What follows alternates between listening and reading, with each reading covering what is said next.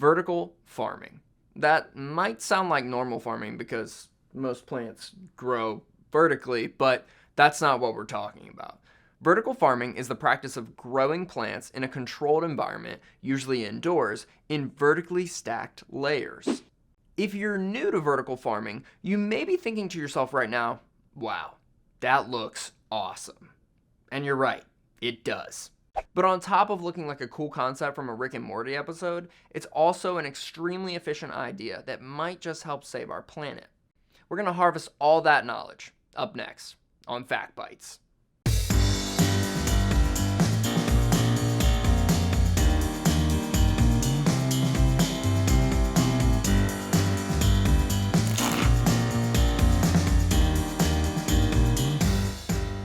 And while you're frantically running to your garden to plant another garden on top of that garden, take a moment to like and subscribe. So if you're already thinking to yourself, what kind of stupid cyberpunk futurist bullcrap is this? Well, bear with me for a sec, because the concept of vertical farming has actually been around for thousands of years. Do you not remember the Hanging Gardens of Babylon? It was a tiered garden and a feat of engineering built by King Nebuchadnezzar at around 600 BC. Now, there isn't a single ounce of archaeological evidence or mention in any Babylonian text to prove that this existed, but even if it is a myth, it was still an influence, and hey, it looks pretty cool.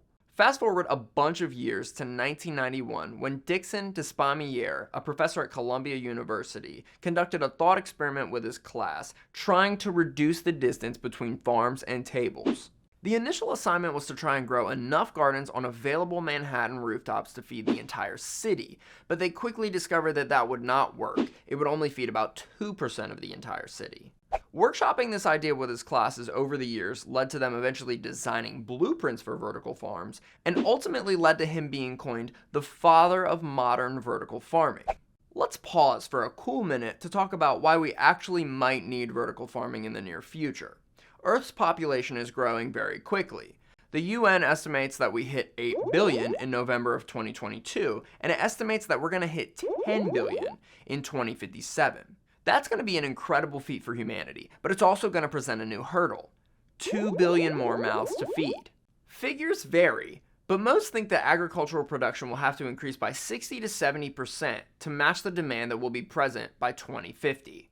Now, there are many solutions to this nuanced problem. One might even say, what problem? 1/3 of all food in the world that's produced is wasted or lost. That means that every year in the US, 130 billion meals go to waste. If we close that gap alone, we'd have enough to feed 10 billion right now. But you can't put all your eggs in one basket. We're still going to need to ramp up production and find ways to do it more sustainably. And therein lies the problem that vertical farming looks to solve. Right now, 46% of all the world's habitable land is used for agriculture. And at first, you hear that and you're like, oh, problem solved. Use the rest of the freaking land. Not so fast though, because 38% is taken up by forests, 14% by other assorted shrubbery, 1% by freshwater, and the other 1% is, well, us and all our houses and roads and junk. The most generous estimates say that we could probably make room for another 3% of that land to use for farming, but that's not even going to be close to the amount of production that we need. So we're going to need to increase the yield per acre. Now, again, just a quick caveat about how nuanced this problem is. Remember when I said that 46% of the Earth's habitable land is used for agriculture? Well, 77% of that land is used for livestock, while 23% is used for crops. Even though livestock only accounts for 37% of the global protein supply, while crops account for 63% of the global protein supply. But I'm not here to make an argument about eating less meat. I'm here to present one possible solution to the world's upcoming food issue, and talk about the coolest looking farms you've ever seen in your life. Let's get vertical, shall we? I present to you vertical farming. Like we spoke on before, we have to increase our yield per acre, and one smart way to do that is to simply increase the size of your acre vertically. Traditional farming, as we all hopefully know and understand, is done by planting in rows that will span varying sizes. But traditional farming is victim to many problems. weather, scarcity of land, distance between farm and table, and overuse of water, etc., etc.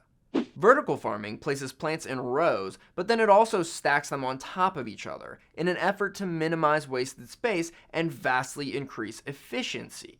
It also moves things completely indoors, in most cases utilizing light from LED bulbs instead of the sun, increasing efficiency while getting rid of any threat from the weather, virtually eliminating seasons, giving you the ability to grow anything at any time, giving you the ability to continuously circulate your water, and complete control over any environmental factors such as plant nutrients and pH levels.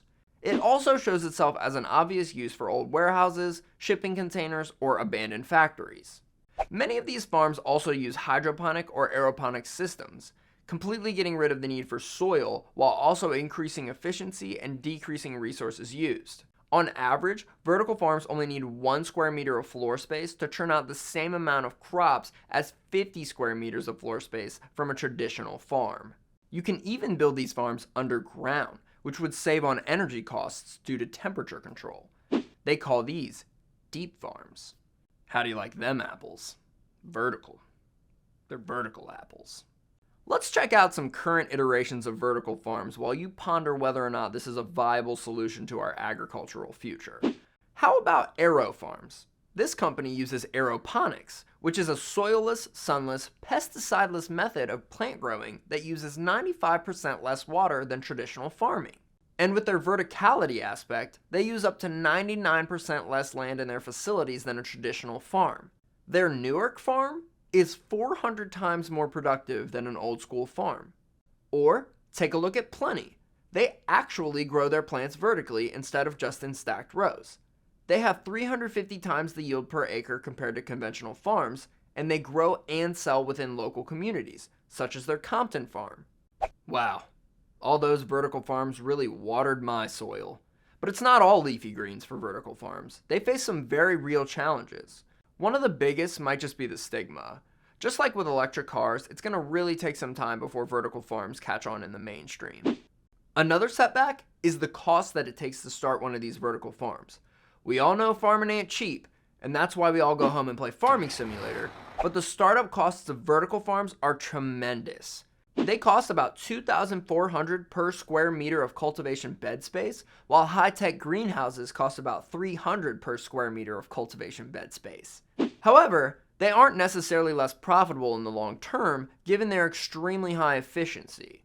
We don't really have great return on investment statistics yet for this brand new industry.